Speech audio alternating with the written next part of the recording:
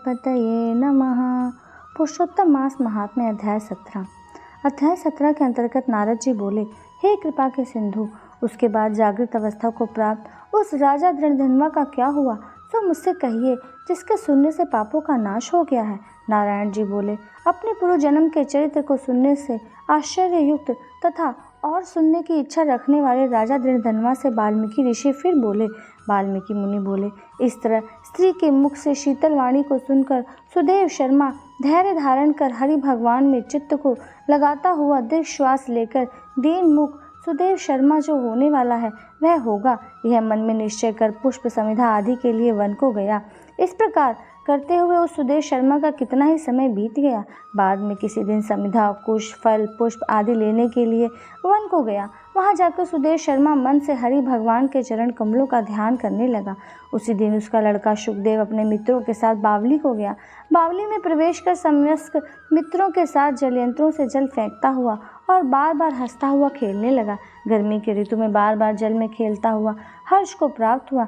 इस तरह प्रेम में मग्न सब बालकों से खेल करते हुए अथाह जल में खड़ा हुआ वह शुकदेव बालक मित्र बालकों से पीड़ित होकर मित्र वर्ग के भय से भागने की इच्छा करता हुआ और भाग्य से प्रेरित हो अपने श्वास को रोककर अपने मित्रों को छलने की इच्छा से वहां अथाह जल में गोता लगाया, किंतु उस जल में व्याकुल होकर उससे बाहर निकलने की इच्छा करता सहसा उस अथाह जल में वह बालक मृत्यु को प्राप्त हो गया।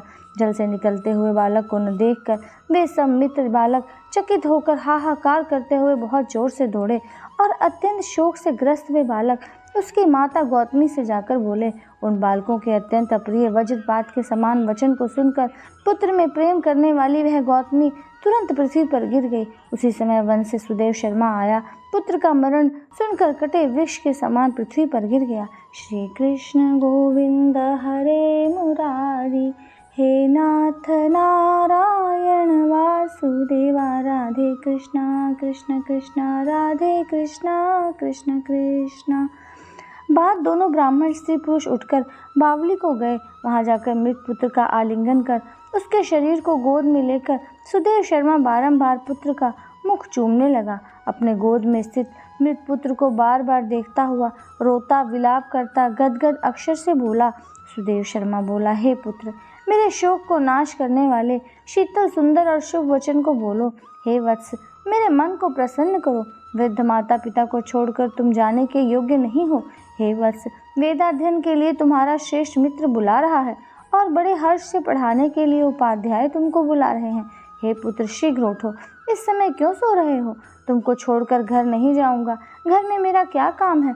तुम्हारे बिना इस समय मेरा ये घर शून्य जंगल के समान हो गया है। तुमको फल मूल प्रिय हो तो मेरे सामने से उठो, यदि नहीं उठोगे तो वन को भी नहीं जाऊंगा। वन में क्या काम है? मैंने कोई निंदित काम नहीं किया है और ब्रह्म हत्या भी नहीं की। फिर किस कर्म से फल से मेरा पुत्र मर गया है? अहो ब्रह्मा, तुमने ऐसा करके कौन सा बड़ा फल प्राप्त किया? हे निर्दय वृद्ध दीन, मेरे नेत्र को लेकर निर्धन का धन और दोनों स्त्री पुरुष का सहारा इस पुत्र को हरण करते तुमको लज्जा क्यों नहीं होती है? सर्वत्र तुम दयालु हो, परंतु मेरे विषय में निर्दय हो गए, सो क्यों? अहो आश्चर्य है, मेरे भाग्य से यह उल्टा कैसे हो गया है? स्वभाव से सुंदर पुत्र की खोज इस समय मैं कहाँ करूं? हे पुत्र, तुम्हारे मुख और सुंदर नेत्र को कहाँ देखूंगा? श्री कृष्ण गोविंद हरे मुरारी, हे नाथ नारायण वासुदेवा, राधे कृष्णा कृष्ण कृष्ण राधे कृष्णा कृष्ण कृष्ण। मेघ जल को बरसाता है, पृथ्वी धान्य को पैदा करती है, पर्वत रत्नों को और समुद्र मुक्तासार मणि को देते हैं, परंतु उस देश को नहीं देखता हूँ जहाँ मरा हुआ पुत्र मिलता हो, जिसके शरीर का आलिंगन कर हृदय के ताप को छोड़ता हो। हे वत्स, तुम एक बार शीघ्र वचन सुनाओ और दया करो। तुम्हारी माता लज्जा छोड़कर चील के समान अत्यंत विलाप करती है।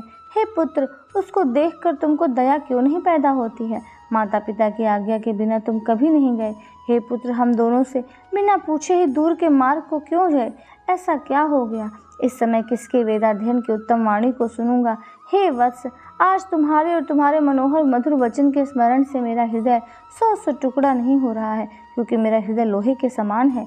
हे कौशलेंद्र, राजा दशरथ, तुमको हम धन्य मानते हैं, क्योंकि रामचंद्र के वन जाने पर पुत्र के ताप से दग्ध हुए प्राणों को नहीं रख सके, परंतु पुत्र के मर जाने पर भी जीवित रहने वाले मुझको धिक्कार है।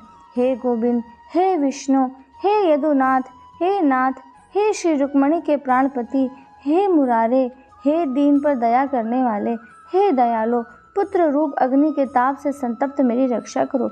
हे देवादिदेव, हे समस्त लोक के नाथ, हे गोपाल, हे गोपीश, हे चक्र को हाथ में धारण करने वाले, हे यमुना के विष दोष को हरने वाले, पुत्र रूप अग्नि के ताप से संतप्त मेरी रक्षा करो।